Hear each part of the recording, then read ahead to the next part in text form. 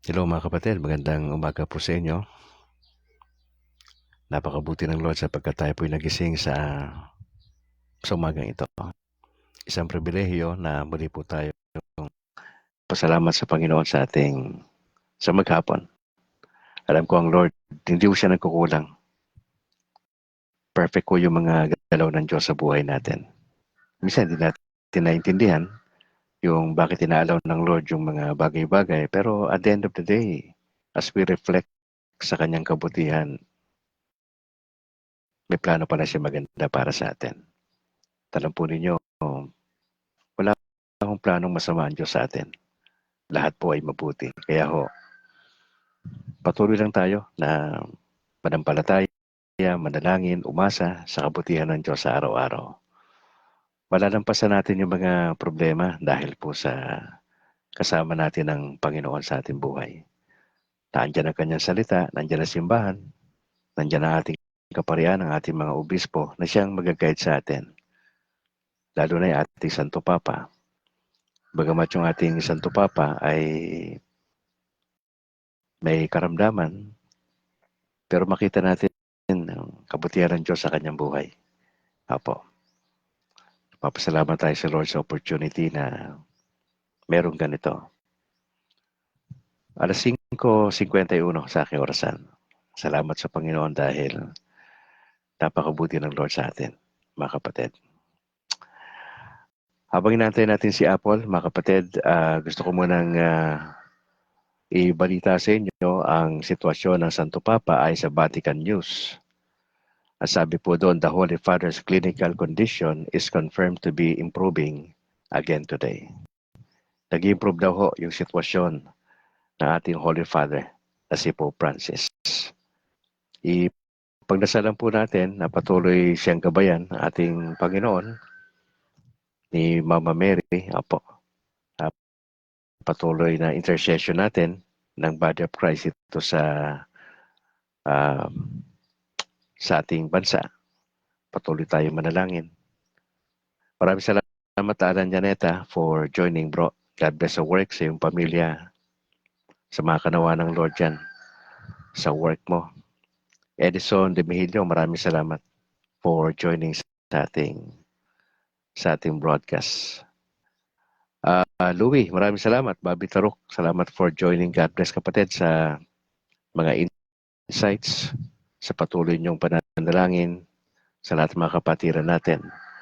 Maraming salamat. So, ito po yung balita galing sa Vatican News. The Holy Father's clinical condition is confirmed to be improving again today. Mabuti ang Diyos, mga kapatid. Napakabuti ng Panginoon Diyos sa atin. Hindi natin alam po si Apple makaka-join, pero sige lang, hintayin na siya ng konti. Mga kapatid, malapit na yung Ash Wednesday. I think March 5. I think first time ko yan na mangyayari sa akin. Apo. Excited po ako. Pinag-aaralan ko nga po yung pinaka-essence nung paglalagay ng abo sa noo. At pag-uusapan po natin yan sa mga susunod na araw. Opo. And probably sa March 4. Opo. Pag-uusapan natin yan. Alright. Probably Sister Apple won't make it. Dali lang po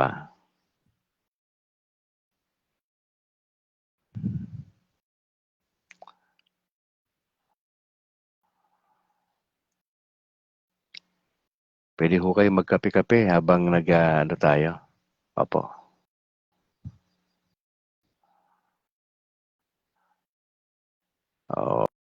Alright. Nasaan ka na?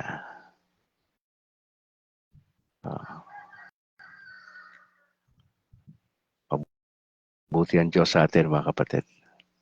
Hindi nagbabago ang Lord sa atin, sa kanyang trato sa atin. Napaka buti ng Lord. Wala akong masabi. Eka-eka at magandang umaga kapatid. Salamat for joining sa ating broadcast. Samanawa tayo ng Panginoon Diyos sa maghapong ito. Alright, let's start. Time check, alas 5:55. Kumusta kaibigan? Ikaw ay nasa programa na Kabrad kasama si Brad Calix. Ang Kabrad po ay para sa Catholic community sa loob at sa labas ng bansa. Layunin itong alalayan, palakasin at gabayan ng isang Katolikong Pinoy na maging mas malalim pa sa pagkakilala kay Jesus at sa mga aral ng simbahang Katolika. Sinusubukan din ho natin sa biyaya ng Diyos na balansehin ang ating kaisipan, damdamin at ang paggawa ng mabuti sa kapwa. Kaya't halina't makinig at tuklasin ang turo ng simbahang itinatag ng ating Panginoong Heso Kristo. Ngayon po ay araw ng Biyernes, 28 sa buwan ng Pebrero 2025. At sa oras na ito tayo po'y mananalangin, mga kapatid. At gawin po nating guide ang The Apostles' Creed. In the name of the Father, of the Son, and of the Holy Spirit. I believe in God the Father Almighty, creator of heaven and earth, and in Jesus Christ, His only Son, our Lord, who was conceived by the Holy Spirit, born of the Virgin Mary, suffered under Pontius Pilate, was crucified, died and was buried. He descended into hell. On the third day, He rose again from the dead. He ascended into heaven and is seated at the right hand of God the Father Almighty. From there He will come to judge the living and the dead. I believe in the Holy Spirit, the Holy Catholic Church, the communion of saints, the forgiveness of sins, the resurrection of the body, and life everlasting. Amen. In the name of the Father, and of the Son, and of the Holy Spirit. Alright mga kapatid, magandang umaga Luzon, Visayas, Mindanao. Salamat sa Panginoon sa opportunity na tayo ay nagkadaupang palad na naman sa oras na ito. And we would like to thank the Lord sa kanyang kabutihan sa atin. Gusto ko munang i-acknowledge yung aking may bahay, si Annalyn. Maraming salamat ma sa iyong patuloy na pananalangin sa ating broadcast. Yung aming dalawang anak na si James Philip at Alana Grace. Maraming salamat. Junior Coronel, salamat bro for joining sa ating broadcast. Yung aking mother po na si Mama Elsie. Patuloy po natin siyang ipagdasal. 78 years old na po siya. At alam naman natin sa kanyang edad, medyo yung pagdapo ng karamdaman, parang parang part na ho talaga. So pagdasal pa rin natin si Mama Elsie. Si Eloisa, binabati ko, si Fred Charo, Nicole, Jairus, Matthew. Si Buddy, si Bimbim, si Paulo, si Picoy, si Rox, saka si Esme, yung kanilang mga anak, magandang umaga. Si Julie, si Rondi, andyan sa bahagi ng Pangasinan, si Buboy Bogs, yung kanilang mga anak, si Ate Lydia, magandang umaga po. Si Tio Jose, si Tia Edna, dyan sa Karangalan Village, yung kanilang buong pamilya, God bless. At sa lahat ng aking mga kamag-anak dyan sa Palawi, Calulbon, Bira, Catanduanes, magandang umaga po. Gusto ko rin na-acknowledge yung aking parish priest, si Very Reverend Luan Torrefranca, dyan po sa San Juan Nepomuceno Parish Church. Si Reverend Father Robert Christopher Nobles, magandang umaga. Yung aming dalawang seminarians na si Bro Chris Simon Bilaong Abadilla, saka si Kent Herson Casiano. Sister Malu Albarestar, ang presidente ng PPC at lahat ng mga opisyales. Si Bro Bernardo Apoyon, Bro Mike Sara, ang Paris Secretary. Marilyn Logroño, saka si Juby Anmare. At si Homer Aspan. At lahat ng mga miyembro yan. Lahat sa mga members po ng San Juan Nepomuceno Parish Church. Maraming salamat sa mga sharers mga kapatid sa inyo na mga nag-share ng video.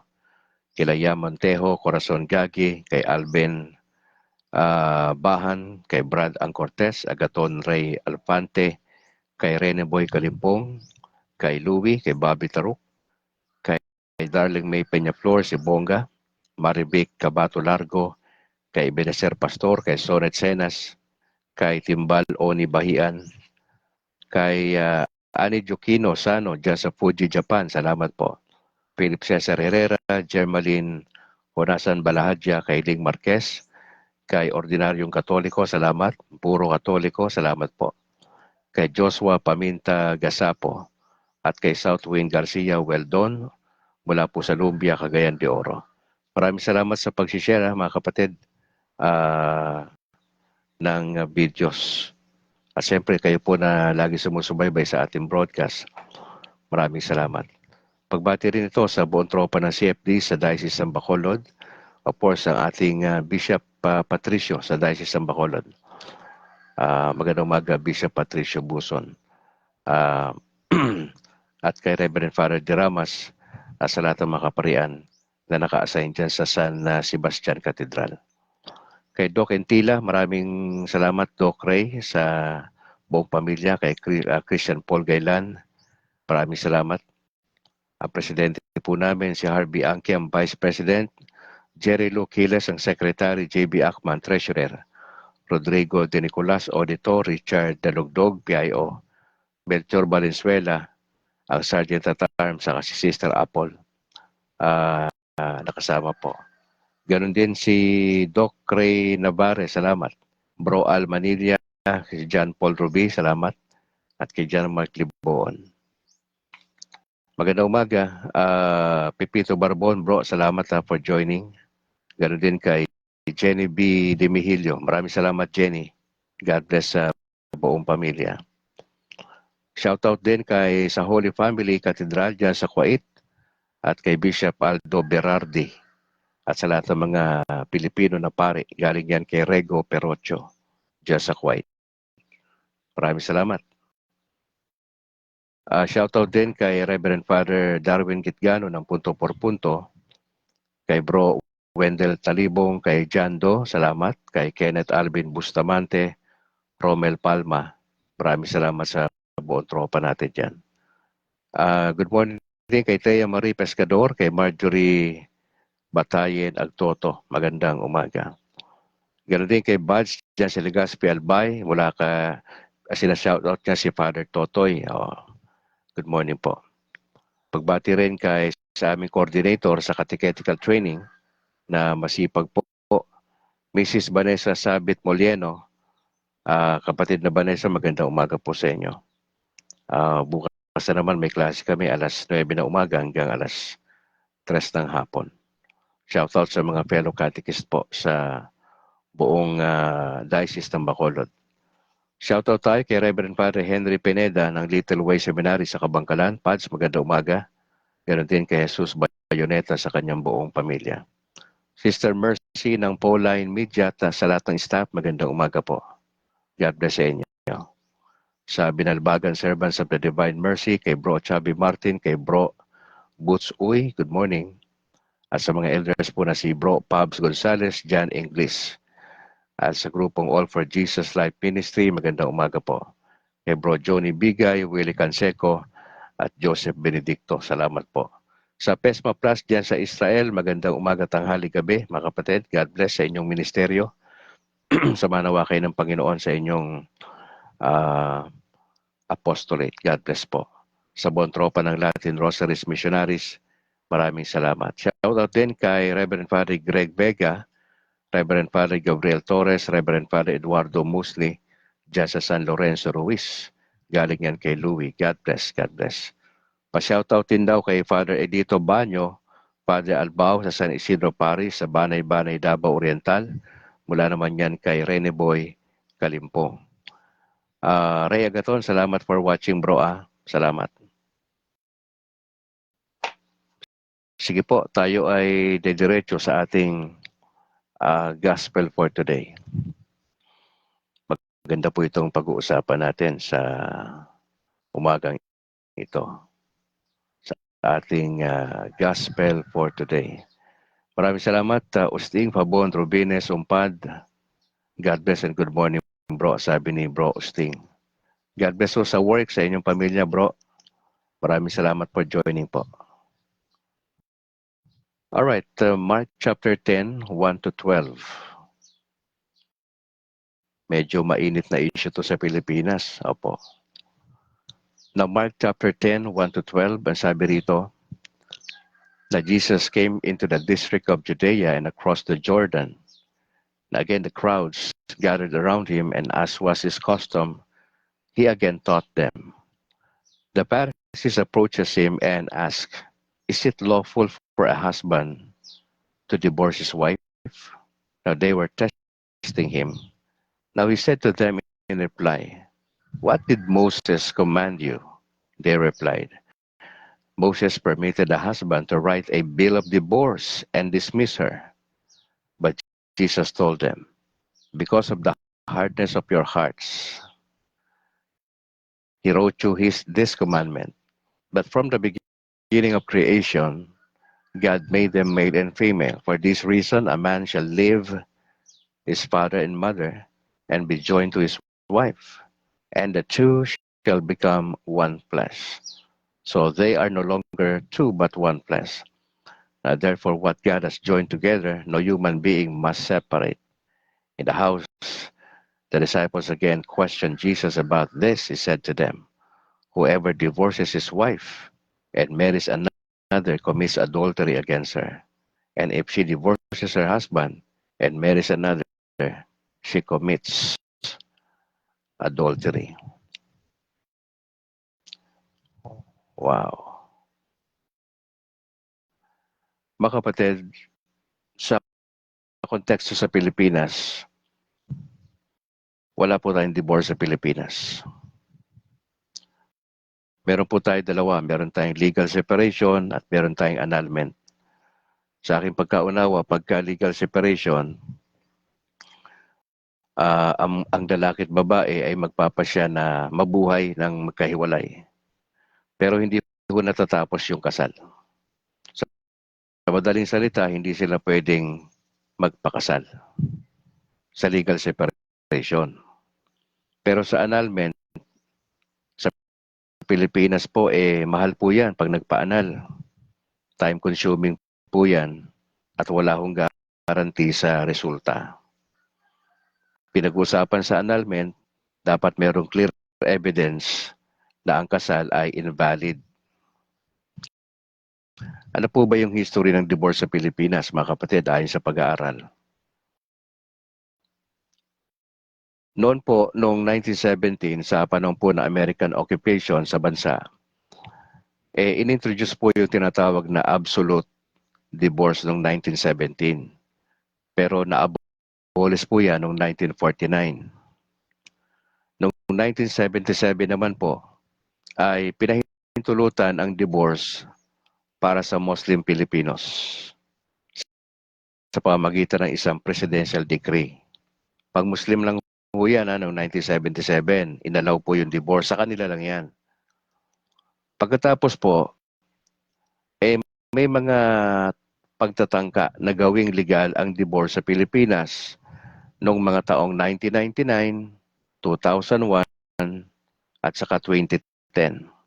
Now, hindi ho nag-materialize yan, attempt na gawing legal ang divorce sa Pilipinas dahil po sa pagtutol ng Catholic Church. So, ganun ka-powerful ang church natin, mga kapatid. May say tayo sa gobyerno. Now, ano po ang current status ng divorce dito sa Pilipinas? Last year lang ho, ng May, ang House of Representatives po ay nagpasa ng House Bill 9349 na nagpo-propose po ng Absolute Divorce Act. Pero mukhang malabo ito na magdire-diretso. Gawa ng naandyan ng Catholic Church. Pangalawa, malapit na po yung eleksyon sa May 12. Propose lang ho ito, panukalang batas pa lang ho, na isinumite last year, May, ng House of Representatives, yung tinatawag na House Bill 9349. Mga kapatid, maraming matutuwa dyan kapag pumasa po yan. Maraming matutuwa, lalo na yung mga unfaithful na partner. Mga kapatid, dito ho sa ating gospel for today ay makita ho natin dito, umeksena na naman dito yung mga Pharisee. Pinuntahan nila si Jesus, ang tanong kagad nila, ang banat nila, lawful ba sa isang lalaki na hiwalayan yung kanyang asawa?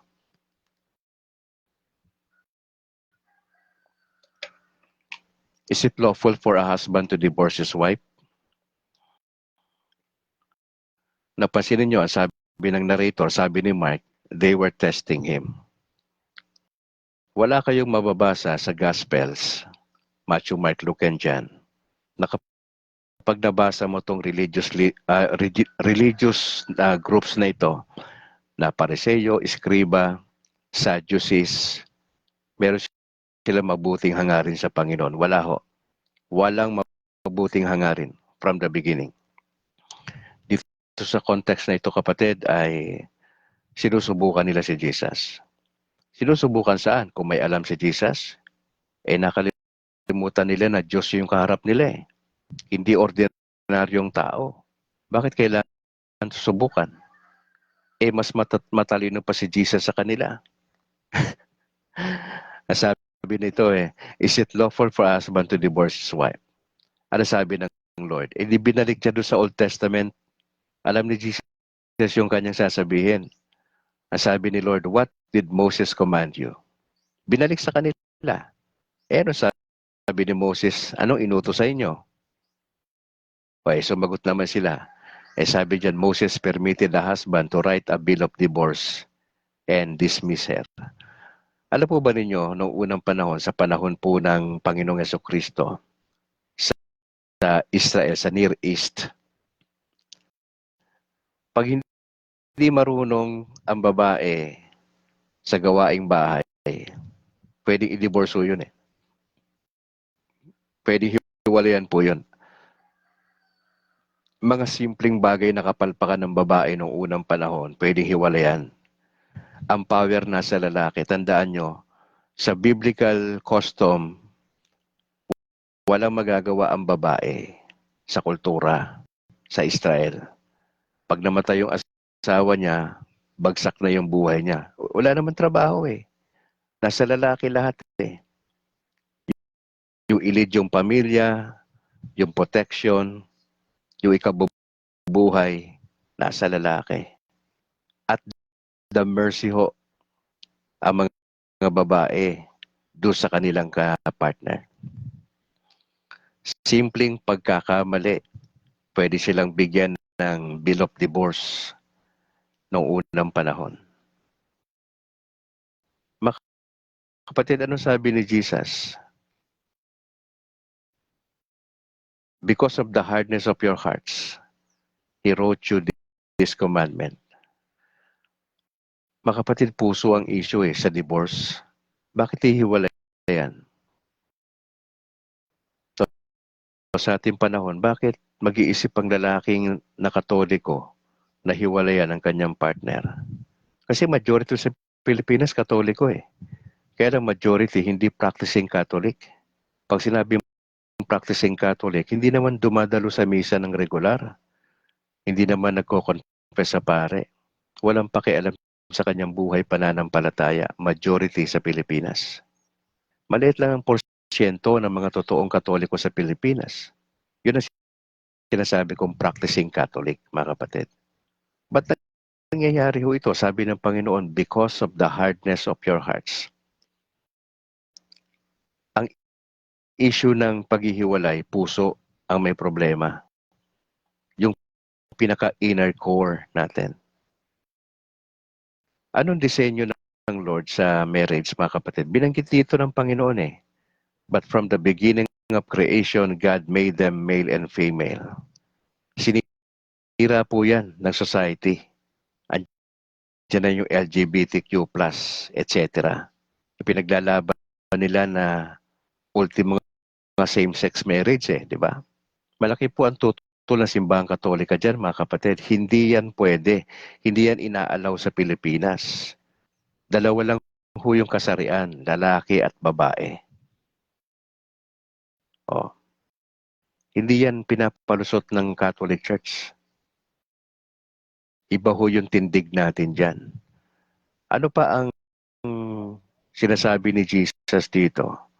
For this reason, a man shall leave his father and mother. Makapatid sa konsepto ng pag-aasawa, kailangan iwan ng lalaki yung kanyang parents pag mag-aasawa.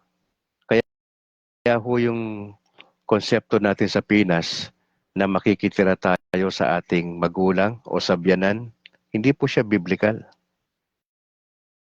Yun ang sistema sa Pilipinas, pero kung sisilipin mo ang Biblia, hindi po tayo ini-encourage na tumira tayo dun sa side ng babae o ng lalaki. Dapat bubukod. Yun po yung sinasabi ng Bible, dapat bubukod. For this reason, a man, lalaki po yung mag-i-initiate nito eh. Magpapaalam siya sa kanyang mga magulang and be joined to his wife. Kaya nga ho, sa totoo lang, pag nag-aasawa, kailangan ng preparasyon. Merong sariling, maski na maliit lang ho na matutuluyan, maski na apartment lang po yan, basta nakabukod. Kasi sasama ka sa partner mo eh, sa asawa mo eh. Alam mo, mahirap yung nakikitira. Ako honestly, gusto ko mag-confess sa inyo noon, sa aking first marriage, nung namatay yung aking unang may bahay. Naranasan kong makitira sa biyanan. Kasi nakiusap yung aking misis eh. Bunso kasi yung aking misis na namatay nung first marriage. Bunso kasi yun eh. At nakiusap. Panganay po ako eh. Sabi ko hindi, kailangan nating naka-separate tayo. Pero nakiusap sa akin yung aking may bahay sapagkat medyo maedad na yung kanyang mga magulang. Sasamahan niya lang. Sasamahan lang namin. So tumira kami doon. Wala pong isang taon. Nagpasya akong umalis. Bakit po? Ang hirap gumalaw kasi hindi ka naman taga ron eh, di ba? Wala problema yung misis ko kasi pamilya niya yun eh. Pero ako, hindi ako taga ron. May sariling kultura ang bawat pamilya. So, gusto mong matulog, hindi ka makakatulog ng maayos kasi business minded yung aking mga biyanan eh. Opo. Ang point lang po doon, hindi ako nakatagal sa ganong setup. May gusto ka mangyari, hindi mo magawa kasi nandun ka, nakikitira. Ako, doon. So sabi ko sa may bahay ko, hindi ko to kayang setup. Bumukod na tayo. So walang isang taon, nag-decide kami na bumukod po. At doon ko po na-exercise yung aking pagiging husband. Apo. Yun ang pwede kong sabihin. So mahalaga, importante po yun na ma-realize natin. Yun pala yung biblical concept ng pag-aasawa. Dapat mag-join ang lalaki doon sa kanyang partner. Huwag po kayong sa mga kabataan natin, sa mga singles na nandito sa ating broadcast, mag-ingat po kayo pag hindi po kayo prepared sa pag-aasawa, masisira ang buhay niyo dyan. Hindi yan basta-basta. Marami ngayon temptation sa Pilipinas na papasok na lang sa relationship na wala pong kahandaan. Hindi po pwede yan. Masisira ho ang buhay nyo dyan. Hindi biro ang pag-aasawa. Hindi lahat ay biniyayaan ng Diyos na sumabak sa ganitong klaseng yung pag-aasawa. Mabigat ang responsibilidad. Hindi siya biro, mga kapatid. For this reason, a man shall leave his father and mother and be joined to his wife, and the two shall become one flesh. They are no longer two but one flesh. Mga kapatid, yun ang pag-aasawa eh. Pinagbuklod na kayo. Team kayo, team. Hindi pwedeng isa lang yan yung masusunod. Kailangan nag-uusap. Importante po yan sa relationship. Kaya nga sabi po dyan therefore what God has joined together, no human being must separate. Hindi ho disenyo ng Diyos na maghiwalay ang pinagsama ng Diyos. Binabanggit ho yan ng mga pari sa mga ikinakasal, di ba?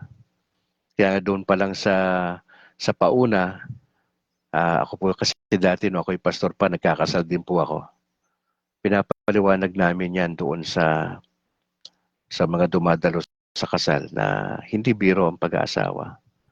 At sinasabi nga namin doon na mayroon bang tututol, di ba, sa seremonya.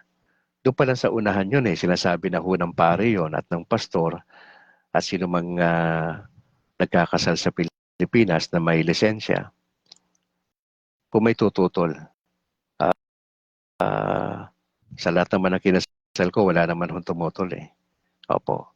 Pero sa Katoliko, may mga ganong eksena, no? Hindi ko lang alam kung eksena yun sa movie na merong isang babae na mula doon sa dulo magsasabi, itigil ang kasal. O, di ba? Mga kapatid, etong marriage nito na binanggit ng ating Panginoon Diyos sa mga Pariseyo ay sampal po ito sa kanilang muka. Hindi ho pumapayag si Jesus dito sa divorce, mga kapatid. At pagkatapos po nito, yung mga disciples niya, nung nandun na sila sa bahay, nagtanong sila kay Jesus. At sabi ng Panginoon sa kanila, whoever divorces his wife and marries another commits adultery. And if she divorces her husband and marries another, she commits adultery. Mga kapatid, I don't know. Marami sigurong Katoliko ang involved dito sa bagay na to. Ang masakit ganito, nagpapakilala tayong Katoliko, pero illegal yung ating relasyon. Anong illegal, Brad Calix? May mga Katoliko na live-in partner. Una, kasalanan po yun eh, pag live-in. Bakit nag-live-in? Baka hindi pumayag yung parents, both parents ng lalaki at babae. Pangalawa, mga minor de edad. Hindi sila mapigil sa emosyon nila. Mostly nag-live-in, may mga sabit eh. Yung lalaki may pamilya, yung babae ganun din. Yung iba naman, parang ano lang, parang testing lang. Hindi ba't mga artista ganyan? Testing, tapos iiwan din, naanakan lang. Na hindi naman lahat. May mga matitino naman tayong alam na wala naman ganon. Sila Ding Dong Dantes, sila Marian, di ba? Okay naman sila eh. Hopefully dire-diretso sila, model na pamilya at relasyon. Pero parang majority sa Pilipinas, no, may mga ganyang cases. And probably mga Katoliko involved sa live-in partner po. May mga illegal na relasyon. May mga married na sangkot pa sa ibang bagay. Merong EMA. Ano yung EMA, Brad Calix? Yung extramarital affair. Mabigat to ito kasi hindi ho siya, kasi temptation is everywhere, no? No, kay pastor pa, aaminin ko, no? Maraming temptations. Ang reason lang ho kaya tayo nananatili na okay pa rin dahil sa takot sa Diyos. Dahil sa takot sa Diyos. Opo. Siguro kung wala akong takot sa Diyos, baka sira na yung pamilya ko.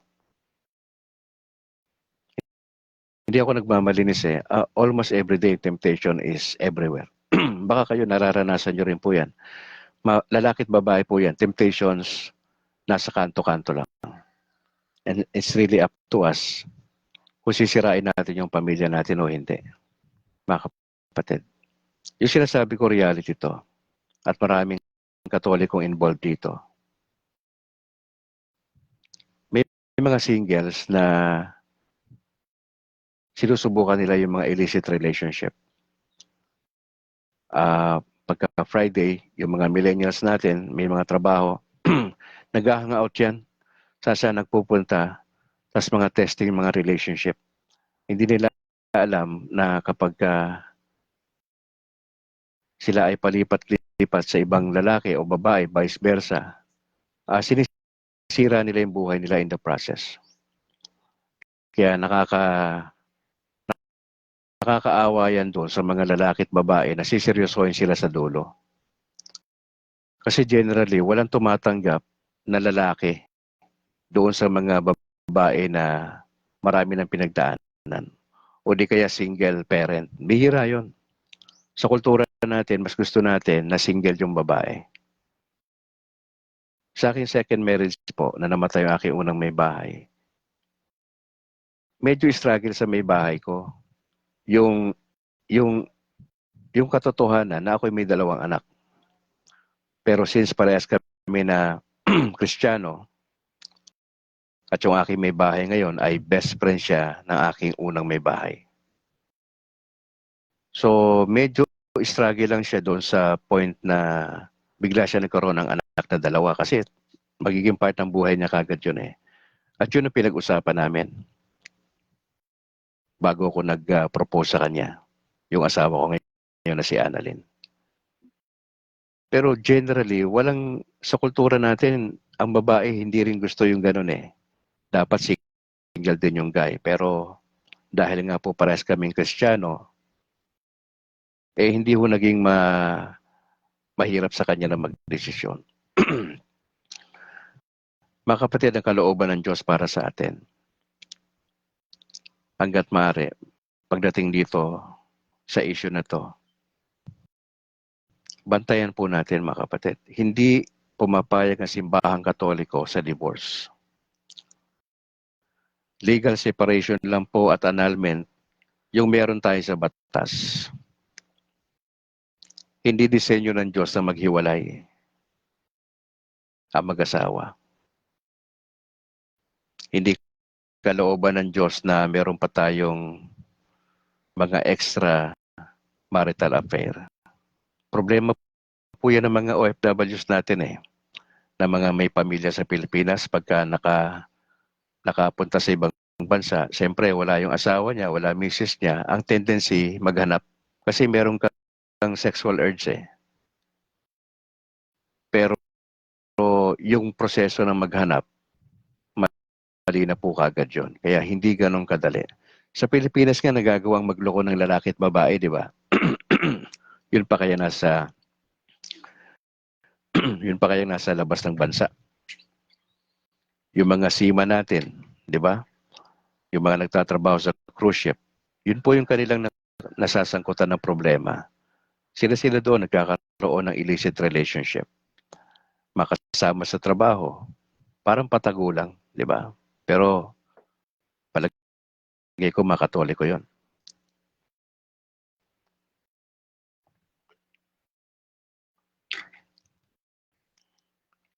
Tingnan nyo mga kapatid ang realidad. Hindi lang tayo nagba-Bible study para mapuno yung utak natin ng salita ng Diyos. Defeated po ang purpose ng pag-aaral ng Biblia kung di natin ito siseryosohin. Ang kalooban ng Diyos sa atin, aralin ang salita niya. Pangalawa, magpasya tayo na itigil yung mga mali na sinasabi ng salita ng Diyos. Para ma-enjoy natin yung relationship sa Lord. Para mas lumalim pa tayo bilang Katoliko. Hindi tayo mapupunta ron sa maturity. Doon sa godliness. Kung medyo nandito tayo sa ganitong klaseng kasalanan. Mga kapatid, mabigat po yung magkasalang sexual sa partner natin. Isipin mo pa lang na ikaw ay married na Katoliko at medyo may ganito ka pang iniisip sa partner mo.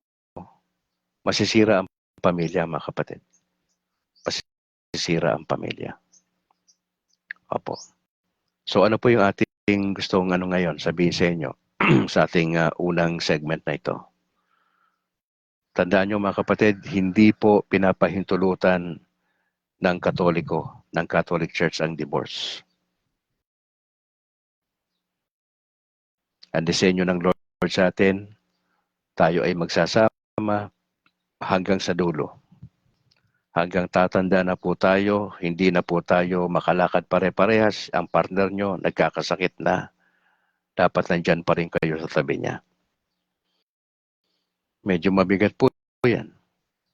Hindi yan nakakatuwa na nagkasakit ang partner mo, pero iniisip mo pa rin yung kapakanan niya. Yun yung challenge sa atin mga kapatid. At kung kayo po ay married,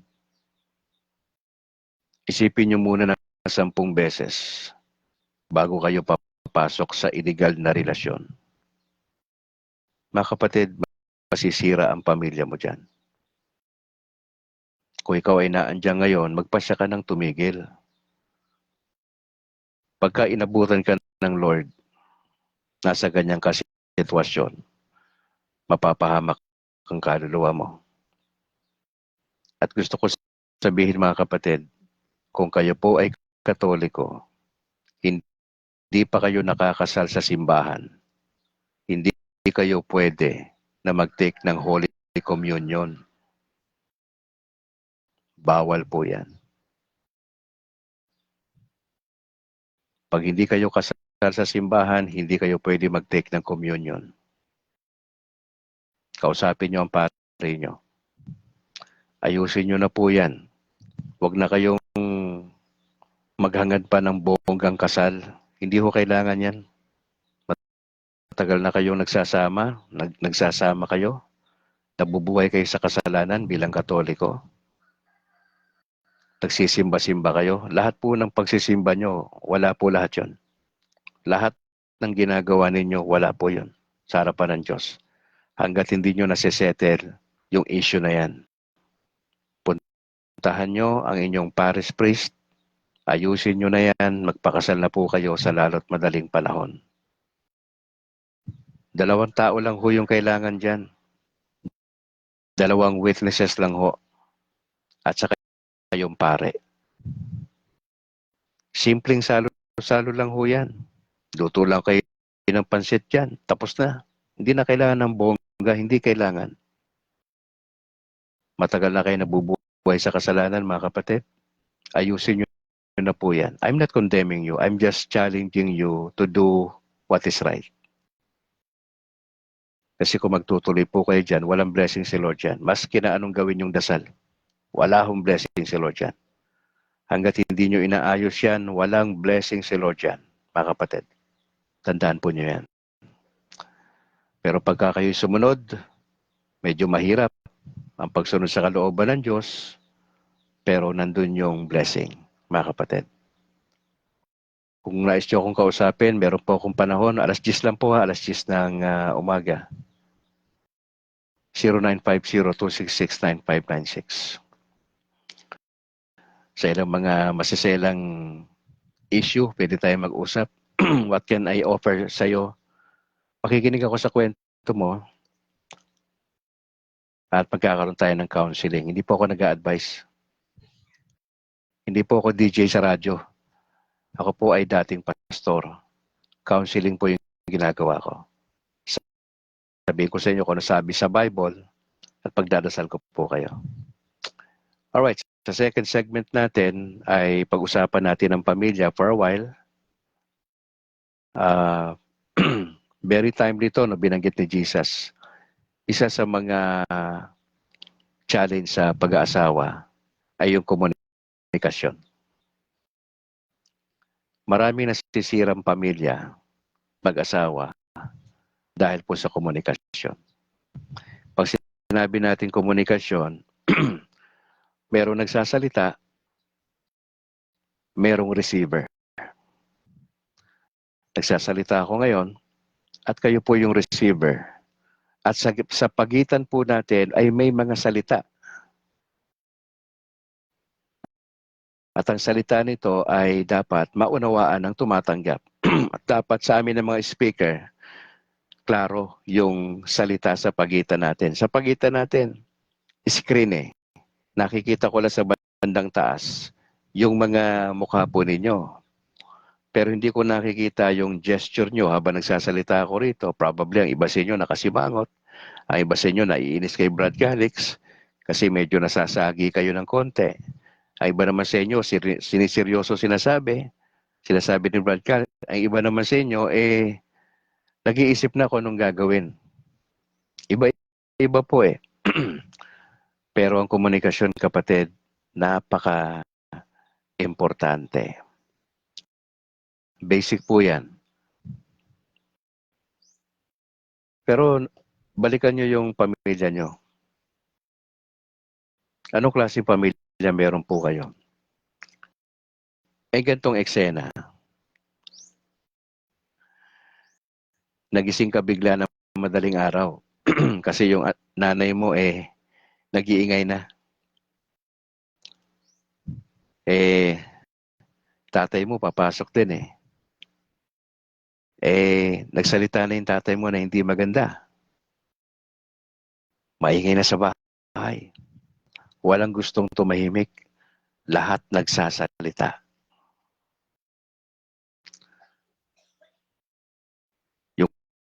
Yung kapitbahay nyo, biglang umentra sa usapan nyo. Ang gulo-gulo, di ba?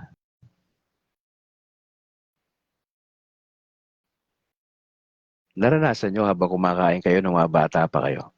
Tayo. Nagsalita yung tatay nyo ng di maganda. Tas halos hindi mo malunok yung kinakain mo kasi masyado mabigat yung sinasabi. May mga nanay hindi na ganun eh. Nangyayari po ito sa pamilya. Ang mag-asawa, pag nag-uusap, parang di ata nila alam yung tamang teknik na kapag ka nag-uusap, dapat may nakikinig. Pero sa Pilipinas, parang wala na yun eh. Bihira na po yun. Kakaunting porsyento lang po yun. Na kapag ka merong problema, dapat mag-usap. May mag-asawa kapag ka may problema, tahimik lang. Pagka galit siya, hindi siya nagsasalita, tahimik lang. Niyaya siya ng asawa niya, kain tayo, hindi kumikibo. Pag matutulog na, nakatalikod. Di ba gano'n ang Pilipino? Pagka yamot, pagkaasar sa kanyang partner, at ang gusto nila mangyari, yung pananahimik daw, ano po kasi yan eh, communication din ko kasi yon. Ang tawag yan ay non-verbal. Hindi ka kumikibo, pero may gusto kang iparating doon sa tao. Communication din ho yun. Pero ang mabisang komunikasyon ay meron tayong intensyong makinig sa ating partner. Medyo mabigat po yun. Alam po ba ninyo sa ibang bansa, malaki po yung bayad sa taong nakikinig.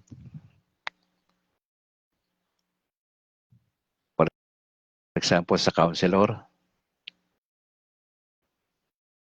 yung nagsasabi ka ng problema mo, sa US po malaki ang bayad doon eh.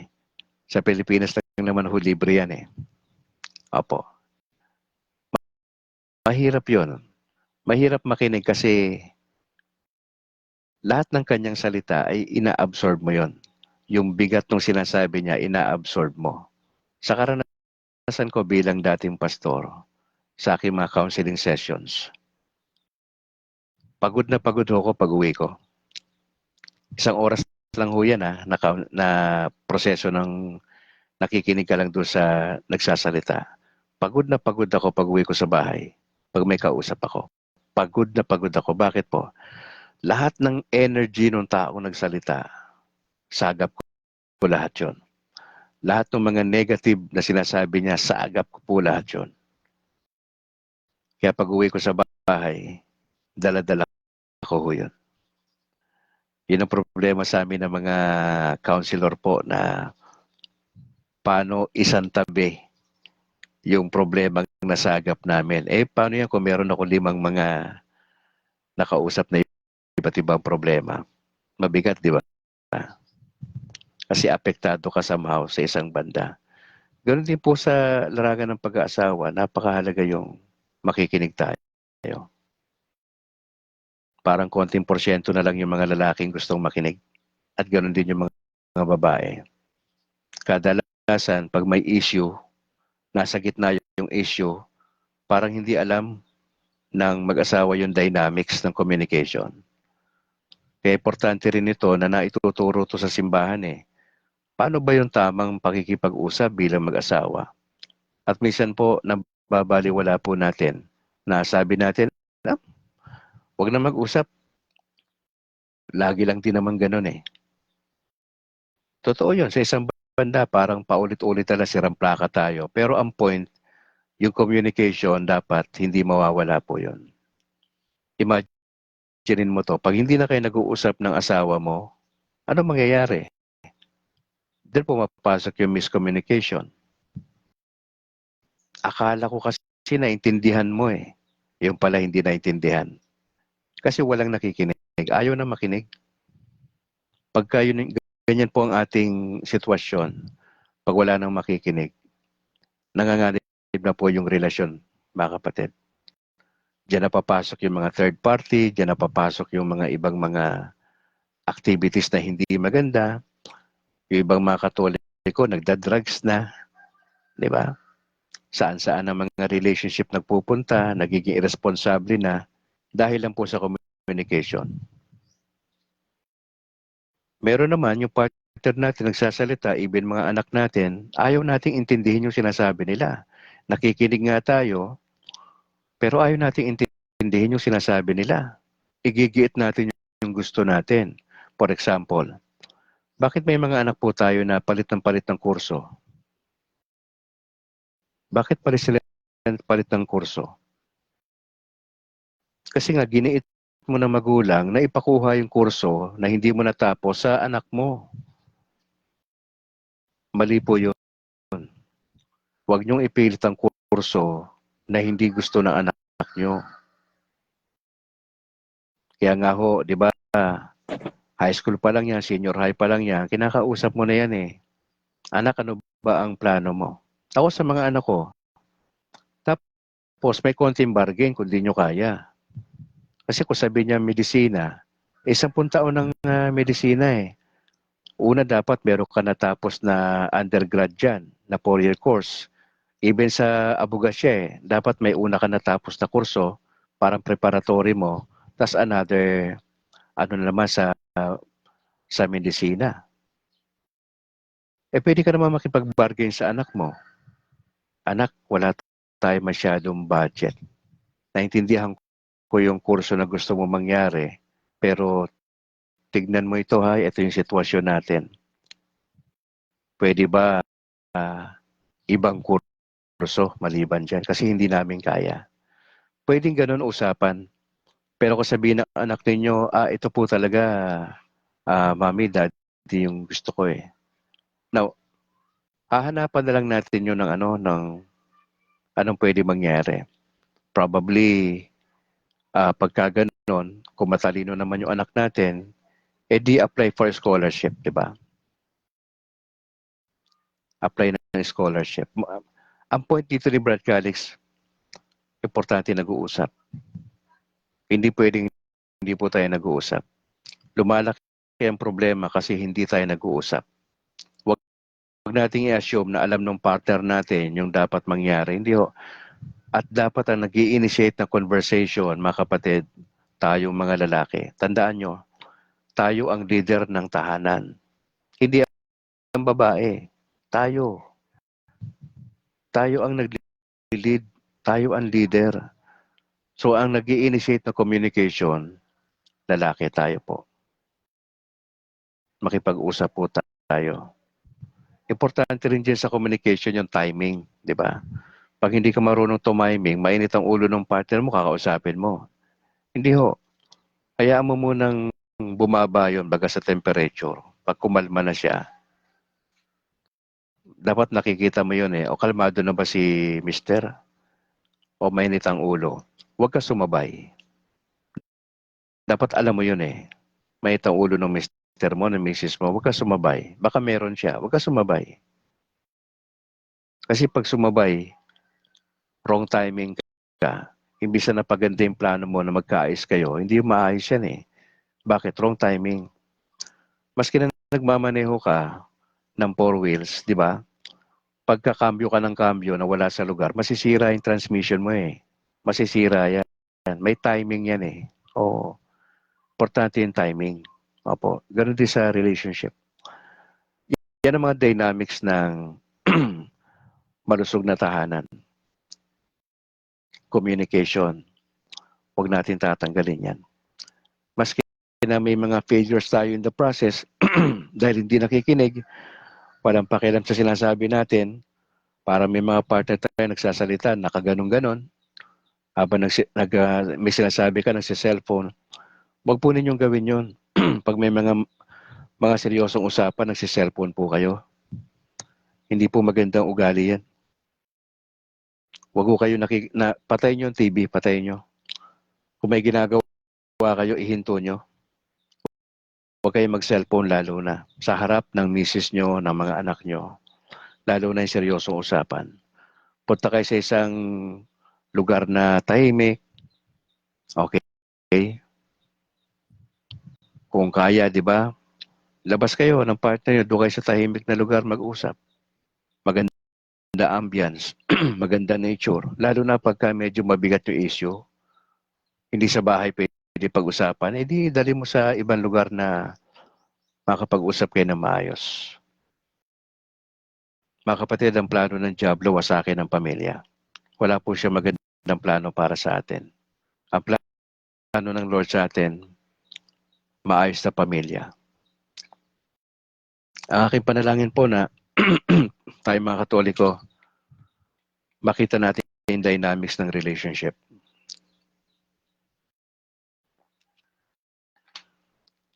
Mahirap po may pamilya, totoo lang. Yung aking mga anak sa unang marriage, may dalawa akong mga anak na puro lalaki, may mga kanya-kanyang pamilya na, may dalawang apo ako. Maski na may kanya-kanya na silang pamilya, ako bilang tatay nila, I always see to it na meron akong communication sa kanila. Maski na once a month, nangungumusta lang. Hindi pwedeng patuloy ng communication kasi pag pinutol mo yan, simula na yan ang trahedya sa pamilya. Pag wala nang, hindi na nag-uusap. Hindi pwede yung silent war. Hindi pwede yun. Mahirap matulog na hindi kayo nagkaintindihan ng misis mo. So, mahirap yun, di ba? Imbis na kayakap mo sa gabi, outside di ko lambu ka, mahirap yan. Tapos yung partner mo nakatalikod sa'yo, di ba? Mahirap yan. Kasi galit siya sa'yo. Nag-usap nga kayo pero wala naman kayo natapos sa usapan nyo, pangit, di ba? So, ayun ang ating goals sa kada communication na may ma-achieve tayo sa usapan natin. Medyo mahirap makinig sa totoo lang. Kasi hindi tayo sanay sa ganun bilang mga Pilipino na nakikinig talaga. Habang nakikinig, pinoproseso mo sinasabi ng partner mo, huwag naman sana habang nagsasalita para ka abogado na iniisip mo na yung pangdepensa mo kagad. No? Maging totoo lang po tayo sa communication. Marami pa ho yan, mga kapatid, at wala ako masyadong oras para i-discuss po yung dynamics ng communication sa pag-aasawa. Pero ang punto de vista lang natin, importante mag-usap. Importante ang timing. Dapat nababasa mo yung gesture ng partner mo kasi may mga non-verbal Dapat alam mo yun bilang lalaki. Tayo dapat nag-i-initiate ng communication, mga kapatid. At ang goal ng communication, magkaayos po tayo. Maging malinaw ang issue. Bago matulog sa gabi, at least may natapos po tayo na usapan, na kumalma na po tayo. Importante yun. Pag nagsasalita tayo, hindi tayo galit, kalmado lang po tayo. Stick tayo dun sa issue, hindi yung pag-atake sa personality po ng tao. Iwasan natin yun. Mabigat itong communications na ito Opo, mabigat po itong communication na ito. Diyan tayo failure minsan. At sana nga po, pag-aralan po natin yung ating partner kung paano po tayo magiging maayos. Alright. Gusto ko lang po i-acknowledge yung mga overseas natin. Si Sosimo Inodjo sa Ireland, si kapatid na Angel Amoma dyan sa Japan, si Alex Dugang sa Ohio, USA, si Elenita Billete sa Greece, kay Rosa Tadeo dyan sa Hong Kong, salamat po, kay Roberto Galang sa Rome, Italy, kay Ta Arnel Jawod Segosyo dyan sa Malaysia, kay Usting Fabon Rubines Umpad dyan sa CDC, Italy, salamat kuya, kay Romel Parado dyan sa Perugia, Italy, kay Arturo Pagarpatan sa Ghana, Africa, excuse me po, kay Rego Perocho dyan sa Kuwait, kay Alan Janeta sa Hungary. James Walter Hibanada dyan sa Canada po, kay Enteng Narem, Libya, kay Eric Cordero sa Singapore, Ariel Bergis, Canada, saka kay Nathan Rose Iligan sa Kingdom of Saudi Arabia. Opo. Mga kapatid, malapit na po yung Ash Wednesday, March 5. Sana po makadalo po tayo. Gagawin po yan, bahagi po yan ng misa. Pagdasal po natin ang 10th year anniversary po ng Association of Pastors Converted to Roman Catholic Church in the Philippines Incorporated. Si Bro Noe Dora po ang ministry head. Pagdasal po natin yung Thanksgiving Mass for the Gift of Salvation, March 4. Gagawin po yan sa Lumbia, Cagayan de Oro City, alas 12 ng tanghali. Shoutout din kay Archbishop Julius Tonel, Didi. Announcement po ito para sa mga taga-Negros. Ang Catholic Faith Defenders po ay merong slot na 2 sa DYAF. Pag Sabado, Historia Sagrada, alas 8 ng umaga. At sa pag Sunday, ang D1 nga dalan, 1:00 po ng hapon. Katoliko ako, DYAF ang radyo ko. Kung nais po ninyo mag-purchase ng items na meron po ang CFD Bacolod, punta po kayo doon sa FB page namin na Catholic Merchandise at doon nyo makikita nyo mga items na binibenta. Yung, yung kita po dyan ay ginagamit po namin sa mga transportation expenses sa mga areas po sa Negros na nagre-request po yung aming presence na tulungan sila mabuo yung CFD. So, yan po yung naisipan po ng grupo na gawin para meron po kaming magagamit for logistics. Pag-pray niyo po ako bukas, ako po I was invited to give a talk bukas sa Divine Mercy dito sa seminary sa Bacolod. Sa umaga po, mga 9:45 hanggang 11:30. Pag-pray po ninyo, I'll be sharing yung aking conversion story sa Divine Mercy. Part din ng talk, i-share ko yung mga present journeys ko sa faith at yung encouragement po sa kanila. Yun po yung balangkas ng sasabihin ko bukas. Pagdasal po ninyo na gamitin ng Lord ang talk na yan para magkaroon ng awareness ang Catholic community na may mga pastor na bumabalik na sa simbahang Katoliko. At kung paano kami ginamit ng Lord sa grupo sa dati, ay masigit pa sana kaming gamitin ng Panginoon Diyos sa kanyang simbahang itinatag. Mga kapatid, supportahan niyo po ang ating YouTube channel, ang State of Grace TV. Mag-subscribe po kayo. Pakikwento po ninyo yan sa inyong mga kaibigan, mga tropa nyo, na mag-subscribe sa YouTube channel natin. Nagdarasal po tayo sa Bacolod na 1 hektarya para po sa ministry na binanggit natin. Tayo po yung nangangasiwa sa mga converted pastors sa Negros.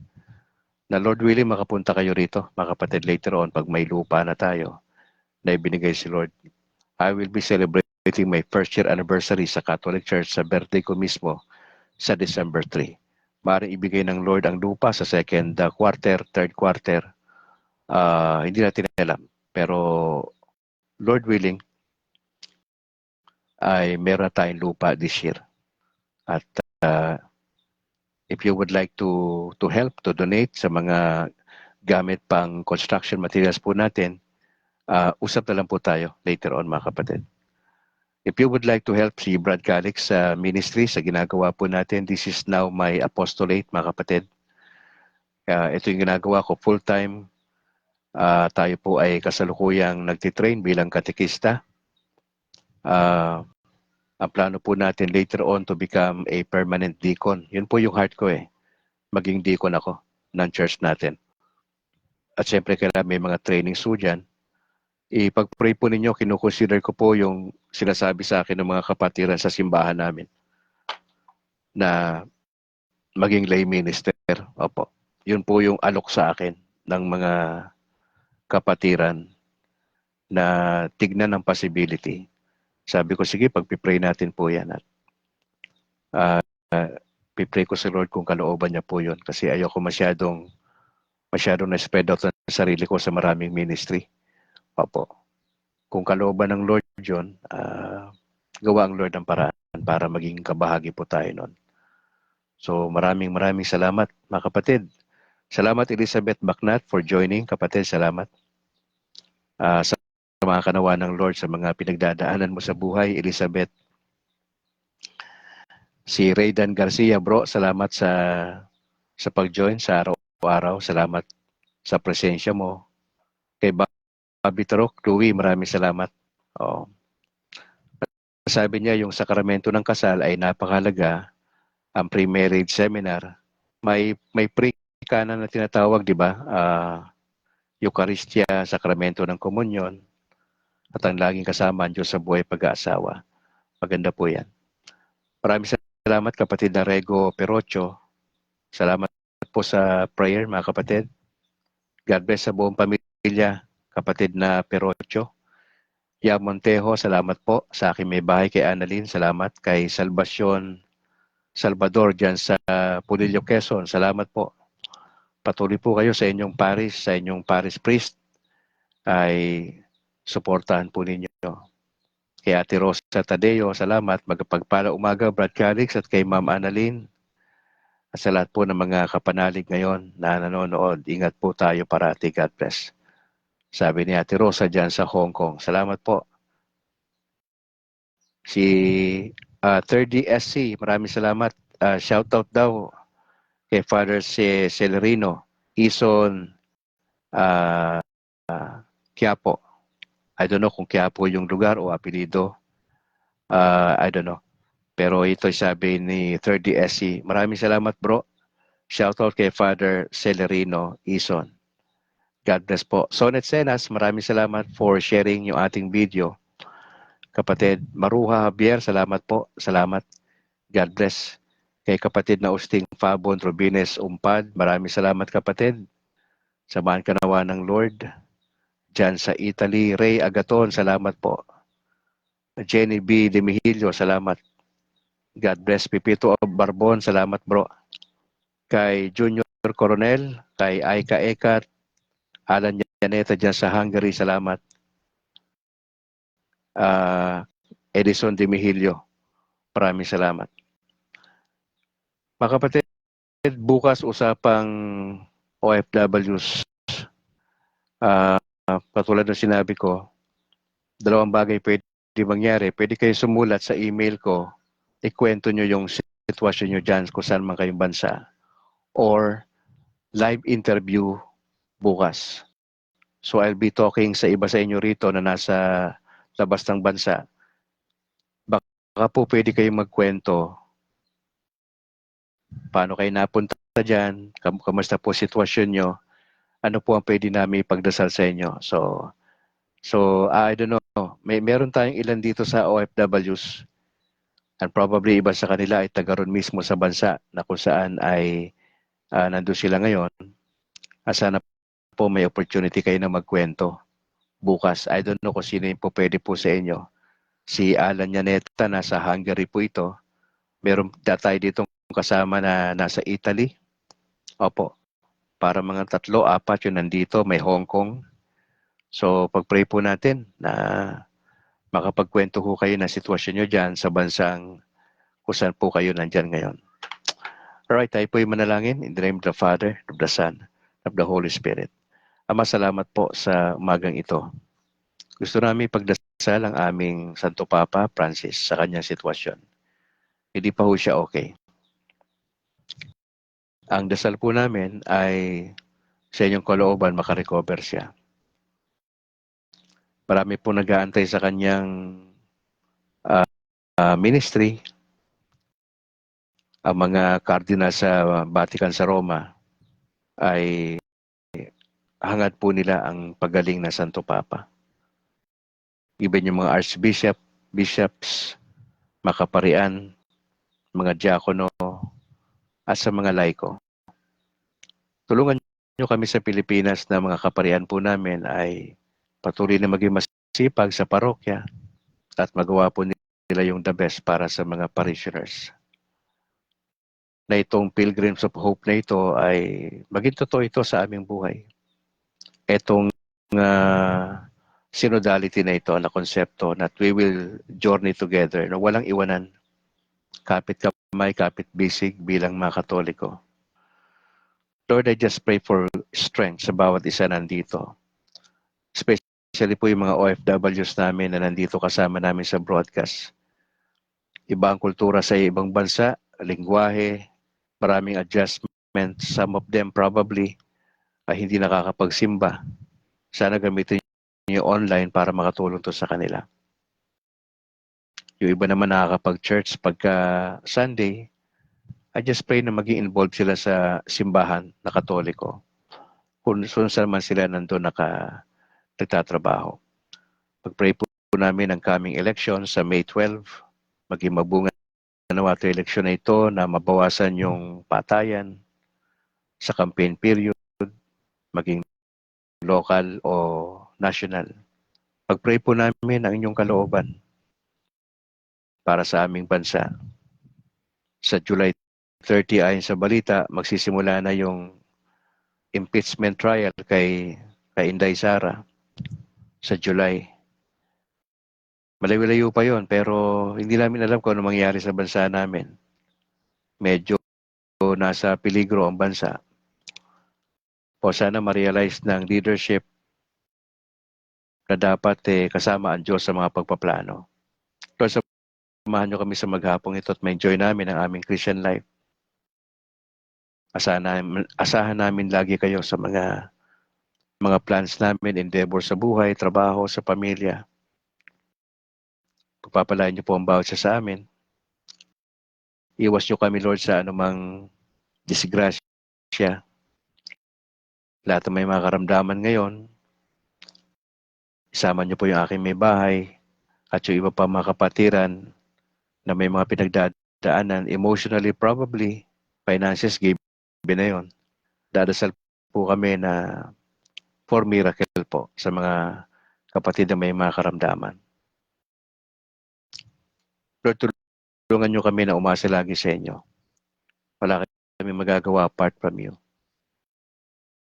We would like to ask you, Mama Mary, to pray for and with us. Pinagdadasal po namin ang inyong kalooban. Even po yung mga kapatiran naghihirap ngayon sa purgatorio, we just pray for them. Sana ho may magawa pa kami sa kanila para mapadali yung proseso nila doon. Tulungan nyo kami na to give time for them to pray. At sa iba't ibang paraan ng indulhensya. Lord, salamat po sa umagang ito. Malapit na po ang Ash Wednesday, March 5. And we just pray for na mga Katoliko po ay magawa po yan, maintindihan yung pinaka-meaning bakit meron yan. Pagpalaan nyo rin po ang March 4 na event doon sa Cagayan de Oro City, ang ika-10 taon ng anibersaryo ng mga converted pastors. Si Bro Noe Dora sa kanyang pag-iikot sa iba't ibang bahagi ng Pilipinas, pagpapalaan niyo po yung mga pastor na na-convert sa Catholic Church. Lord, sana magkaroon ng programa ang Pilipinas, ang CBCP, patungkol sa amin. Pinagdadasal po namin ang inyong blessing bukas as I give a talk sa Divine Mercy. Gamitin po ninyo ang may kukwento ko na sana po ay merong realization on their part at sana ho maging mabunga itong conversation namin bukas. We just want to give you all the praises and glory, Panginoon. Salamat po. Salamat. We pray this in Jesus' name. Amen. In the name of the Father, the Son, the Holy Spirit. Mga kapatid, maraming salamat for joining. At Magkikita tayo mamayang gabi, Lord willing, alas 8 ng gabi para sa ating usapang Katolisismo. Sa ngala po na aking may bahay na si Annalyn Ledesma Calixto at yung aming dalawang anak na si James Philip at Alana Grace. Ako naman si Brad Calix mula rito sa Negros Occidental. Pakishare po yung ating video mga kapatid. To God be the glory. Ingat po kayo. And bye for now.